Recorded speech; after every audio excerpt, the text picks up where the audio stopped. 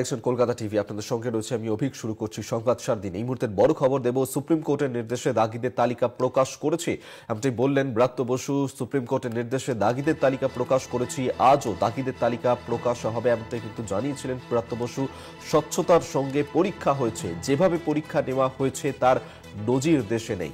রাজনৈতিক কারণে বিরোধীরা নিয়োগ আটকাতে চাইছেন এমনটাই বলেছেন শিক্ষামন্ত্রী ব্রাত্য বসু। এবং আদালতের নির্দেশ মেনে 1806 জন দাগি যারা, তাদের পূর্ণাঙ্গ তালিকা প্রকাশ করেছে স্কুল সার্ভিস কমিশন। এবং ব্রাত্য বসু শিক্ষামন্ত্রী তিনি জানিয়েছেন যে যেভাবে পরীক্ষা নেওয়া হয়েছে তার নজির দেশে নেই।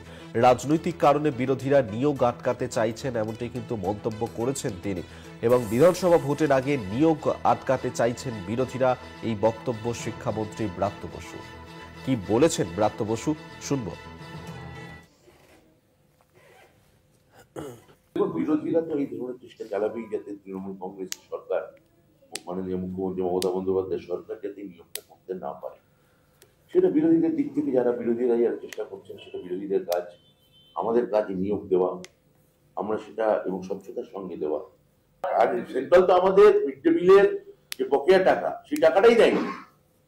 আগে ডাল ভাতের টাকাটা দিক, এটা তো মুখ্যমন্ত্রী তার কোষাগার থেকে টাকা দিচ্ছে।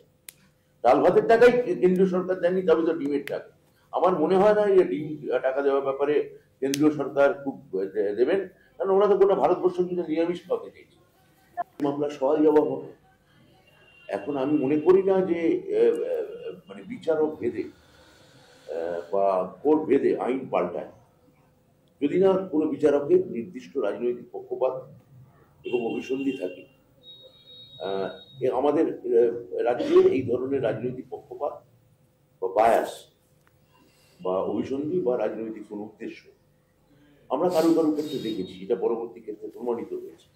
কিন্তু সেটা আপনারা যেটা বলছেন যে সব বিচারপতির ক্ষেত্রে প্রযোজ্য, আমার এটা একেবারেই মনে হয় না। আপনারা শুনলেন যে ব্রাত্য বসু শিক্ষামন্ত্রী তিনি কি বলেছেন। আমরা এই নিয়ে আরো বিস্তারিত জানবো। শুভঙ্কর মন্ডল আমাদের সঙ্গে টেলিফোনে রয়েছেন প্রতিনিধি। শুভঙ্কর, দেখো, তোমার জানিয়ে রাখি শিক্ষামন্ত্রী ব্রাত্য বসু আজ যে সাংবাদিক বৈঠক করেছে সেখানে কিন্তু স্পষ্ট একেবারে বলা যেতে পারে দরাজ তিনি সার্টিফিকেট দিয়েছেন এসএসসি কে। কেননা যেভাবে সুপ্রিম কোর্টের নির্দেশ মেনে, তুমি জানো 2016 সালের যে নিয়োগের প্রক্রিয়া সেটা কিন্তু চলেছিল, সেটা সম্পূর্ণ বাতিল হয়ে গেছিল।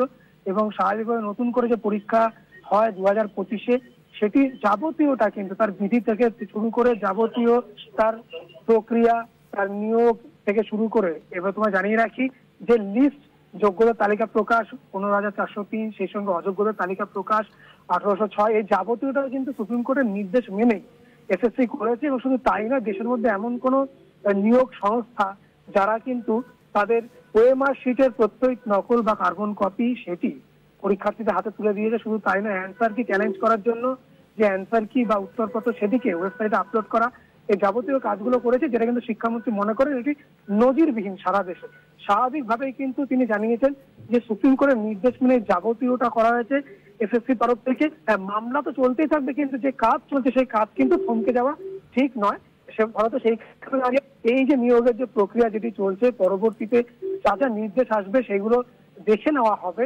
এবং একই সঙ্গে একজন বলা যেতে পারে প্রতিবন্ধী, তিনি যেভাবে অযোগ্য থাকা সত্ত্বেও তালিকায় জায়গা পেয়েছিলেন, সেটি নিয়েও শিক্ষামন্ত্রী বলেছেন আজ সাংবাদিক বৈঠকের মধ্যে। ফলত কোনো না কোনো জায়গায় গিয়ে এসএসসি স্বচ্ছতার সঙ্গে কাজ করছেন বলে শিক্ষামন্ত্রী আজ তার সাংবাদিক বৈঠক মধ্যে থেকে দাবি করেছেন এবং স্পষ্টতই জানিয়েছেন যা যা নির্দেশ বা যেভাবে এসএসসি কাজ করছে পুরোটাই কিন্তু সুপ্রিম কোর্টের বলে দেওয়া বা সুপ্রিম কোর্টের যে নির্দেশ তাকে পালন করেই করা হচ্ছে।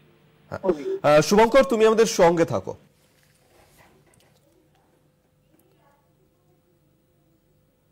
আমরা শুনবো যে এই যে বিষয় এবং সেই বিষয় নিয়ে রাজনৈতিক মহল, তাদেরকে প্রতিক্রিয়া, তারা কি বলছেন এই বিষয় প্রসঙ্গে শুনুন।